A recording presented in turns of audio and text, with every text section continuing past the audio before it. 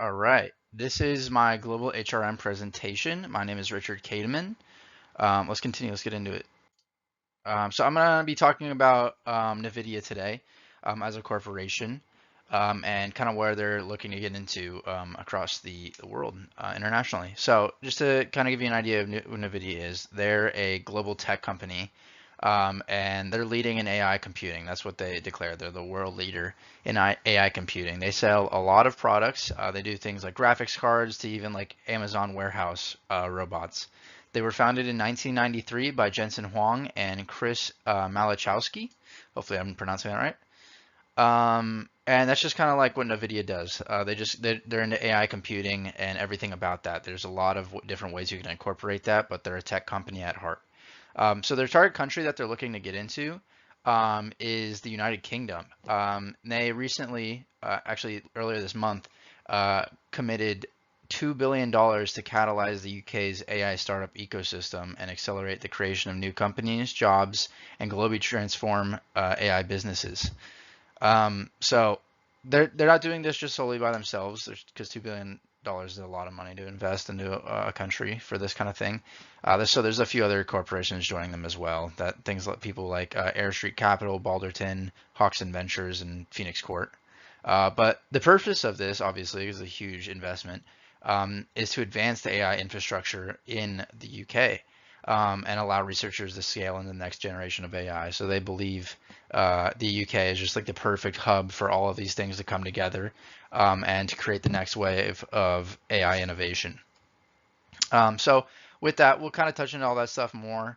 But in the rest of the presentation, I'm going to touch on global HRM factors. We'll dive in a little bit to Hofstede's 6 dimensions, who to select for management as expatriates, how to train them, and what they're paid, because that's a whole different ball game, especially when you're getting into a different culture. So let's start. So, different culture.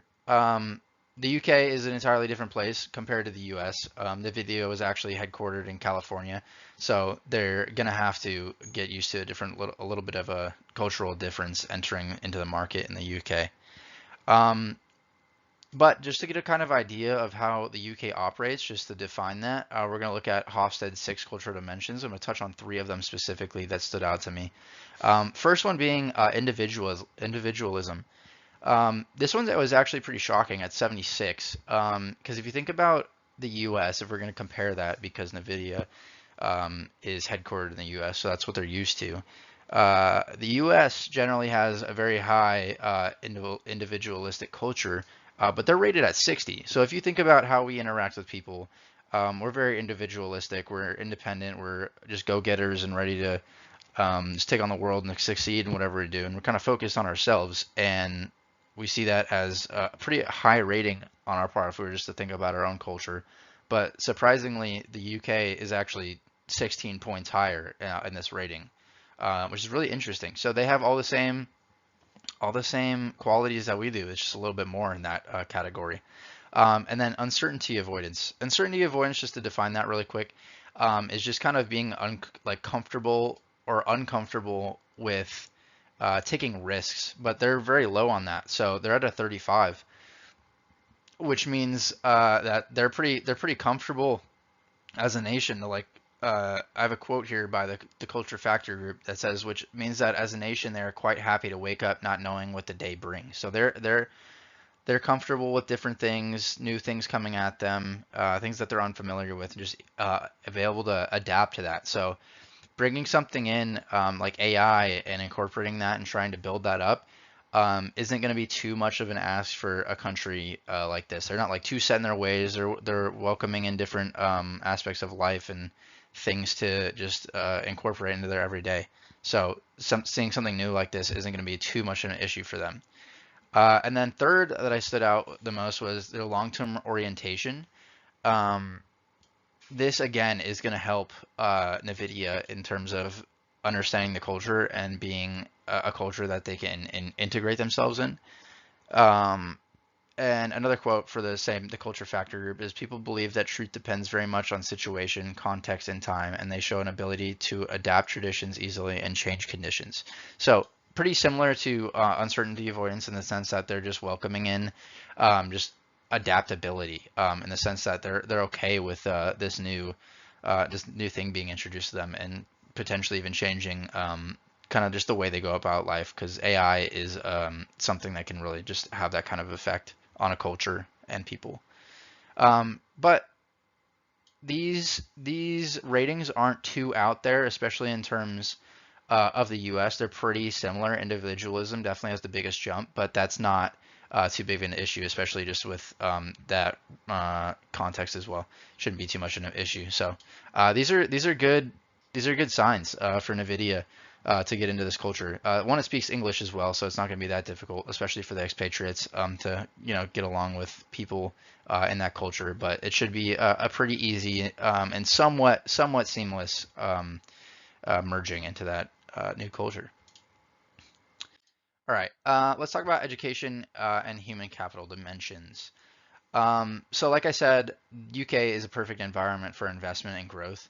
They kind of have every factor necessary for the growth of AI, a big bang of innovation, as Jensen Huang says, the founder. But I'm gonna start with that quote at the bottom. The United Kingdom is in a Goldilocks moment where world-class universities, bold startups, leading researchers, and cutting-edge supercomputing converge. There's never been a better time to invest in the UK. Again, Jensen Huang, the founder. They have everything that you need. One, that, like we just talked about, the culture is pretty similar in a sense to the US, so there's a little bit of comfort there in that sense. But they have world-class universities, so they have a lot of people learning this kind of stuff already. They just don't have the infrastructure to be able to support it and grow it like maybe the US is. So they have these universities, they have bold startups, they have these tech startups that are trying to do things like this, but again, infrastructure. But they have leading researchers in cutting edge supercomputing converging. So taking things from NVIDIA, taking experience from the US and combining it with the UK, who's just eager to get into something like this, is perfect. And they said it's never been a better time to invest in the UK. So all of these different things add up because they have a pool of AI researchers and engineers. You can recruit people locally because they have the skills ready and available to be used. They have the knowledge, they have their eagerness to go after it.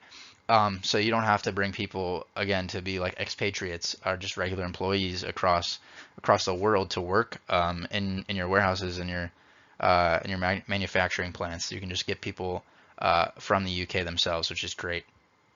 And this just is another way to support the innovation-driven HR strategy, because it's creating that environment that's kind of already there, but those people are already buying into the company. They don't have to kind of learn to accept or get used to AI in a sense. Like they already want to go after this stuff, so it's going to be a little bit easier to just get them in that sense as well. Okay, going on to economic systems. Let's hit that quote again. The United Kingdom has a fiercely independent, developed, and international trading economy that was at the forefront of the 19th century industrial revolution. This is great. The UK has a great economy. They're not quite up with the likes of the US because the US is something else entirely, but they're very competitive. Like we said before with the bold startups, that's just a sign in and of itself for a great economy because people are wanting to get out there, make their own businesses, and create things that have a potential of being economically profitable. Um, so like I said, they have competitive tech labor market. Um, and because of this, it might pose a few risks or challenges for NVIDIA in the sense that there are a lot of startups and a lot of opportunities for people who want to get into this area to get a job. But NVIDIA, they have a name in itself. They have a lot of status. Um, so that might even just be enough to be able to get the talent that they're looking for and attract the talent. Um, but if they are able to bridge that gap, the talent's there, which is going to be great because they don't have to bring people over. They just have the people and skills necessary to do what they're trying to do and look for who they're trying to look for. So that's fantastic. And if you sell in the UK, the economy is profitable. So again, perfect situation, perfect scenario. Okay, going on to political and legal systems. Obviously, the UK is going to have different laws. It's going to look pretty similar to what we have in the US. It's not going to be something completely different and unfamiliar to the US in a general sense. It's not going to be something like Africa, somewhere in Africa, or somewhere in the Far East. It's going to look pretty similar, just with some few caveats, some few changes. But there's always going to be people, employees are entitled to their rights in the UK. Obviously, we have to adhere to that, especially if we're having expatriates go over. We have to make sure that they know these things. The compensation and treatment must adhere to these laws and regulations. So we can't just be paying them US payments, which could be a good thing depending on how much it compares. It could be less, it could be more. So it could be a higher expense, it could be a lower expense. But we have to pay them what their laws are saying. Um, but they also are entitled to a few employment rights. So again, getting the national minimum wage at the very least. Um, Based on the kind of jobs you're going to be doing, it's going to most likely be higher than that, especially if we're getting into very technical jobs such as like AI stuff with AI work. So we have to adhere to that, but it's probably not going to be too much of an issue. But we can't overwork them, especially in this market where there's a lot of work to be done. But they can't work more than 48 hours on average per week. Um, or if they do, they can opt out of it. So they got to make sure that you have enough employees to be able to bear the load and not just put everything on one person. And again, protection against unlawful discrimination. So pretty similar to the U.S., but it's just going to look a little bit different. There's just very, very small and minor things that maybe an expatriate would just be in training with that they would have to know just for like the little, very, very small things that most people would just wouldn't understand if you were going to this kind of country to do what you need to do. All right, and then okay, let's get into the selection of expatriate managers. I've been talking about it a little bit, but there's a lot that goes into this. So when you're looking for somebody to get, put overseas to start something like what Nvidia is doing, especially with such a large corporation and investment of $2 billion, you're going to need the right people. So you're going to want to have to choose on a few different subjects. You're going to want to select managers with AI tech leadership and experience. So this is probably going to look like people who are already at NVIDIA or are just familiar with their process and all the different, just all the strategies, all of the experience, all of the knowledge that NVIDIA has in and of itself. Um, so that's going to be a little difficult finding those people, but if they have them already, that's going to be very useful. You're also going to want to look for people with high cultural intelligence and adaptability. Being culturally competent is very important, especially when going to a different country, just because it's difficult. You're going to a place you're unfamiliar with, and having to adapt and just learn how to live there and then also interact with people.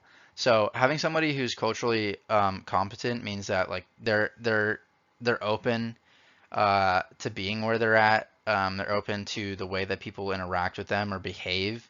And doing so is just going to allow for such more of a seamless integration of those expatriates into the culture. Just because most people who don't are just like will end up living in a place, obviously, even if they don't want to, that's worse because they don't even want to be there in the first place. So you gotta have people who are very aware of what the expectations are and what they're doing, as well as just being open to the culture. And thirdly, somebody with strong communication skills, especially for UK team dynamics. So again, that's gonna be somebody who's culturally competent, but somebody who's able to talk to people well, because it's already gonna be a barrier talking to people who speak differently. It's the same language, it's English, but it's gonna be much different. Um, so you're gonna have to want to look for somebody who just has all those skills, possesses those, because they're definitely necessary. And then let's go into training and development of these expatriates, because you could have all of the experience and all meet those requirements. If they don't have training beforehand going into this environment, it's going to be a very hard integration for them, and it might be extremely difficult for them to succeed in their field if they're not trained properly. So you're gonna want to culturally train them before they even get to the UK, so they know what to expect.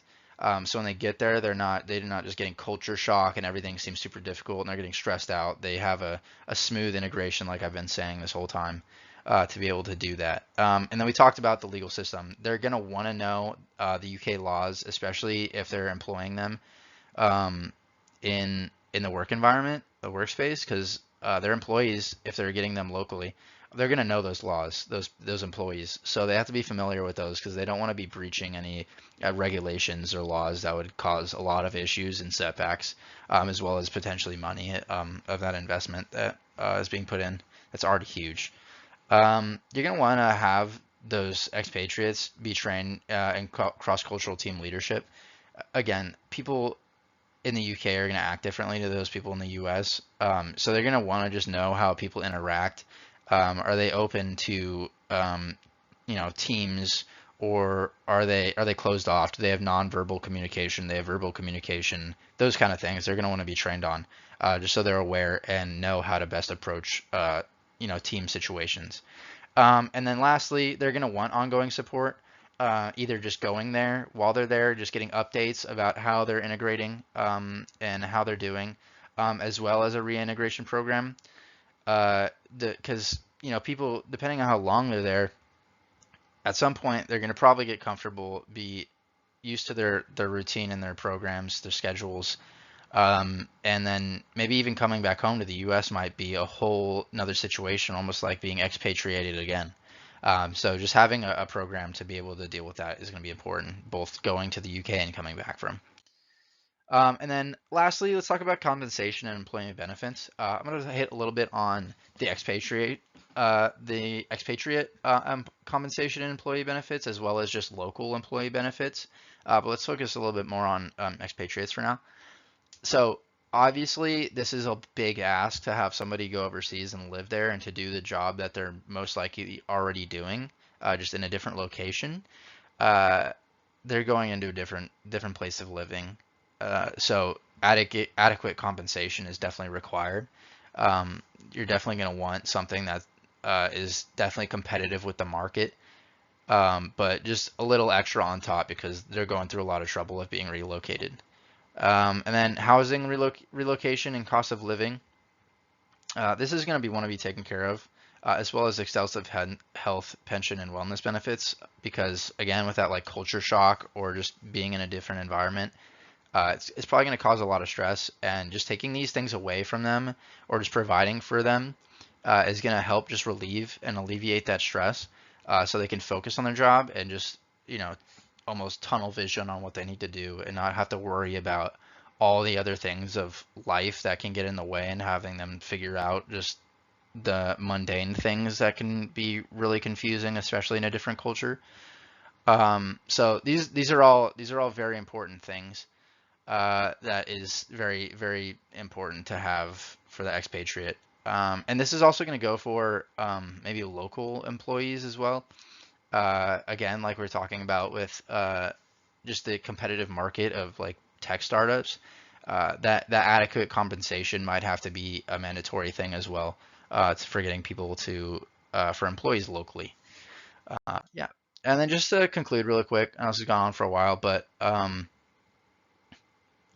Nvidia, they're doing something huge here, and they need to be creative. They need to be adaptive. So they got to take everything into consideration, and they're doing that. And that's going to come first with knowing the culture, knowing all the different little things that one needs to know about the UK and the economy, as well as expatriates and all the training that goes into that. But there's a lot of opportunity for growth and innovation in the UK, as Jensen was stating before. It's the Goldilocks golden age. Pardon me. They got that situation going on. They got a lot of room for profit there. But again, they're gonna have to adapt to a lot of different challenges, with just relocating in a sense, and getting into this market. And then the expatriate, their success depends on how strong the training and support is and that could make or break the company, truthfully. But the reason for all of this, for this whole thing, is for growth.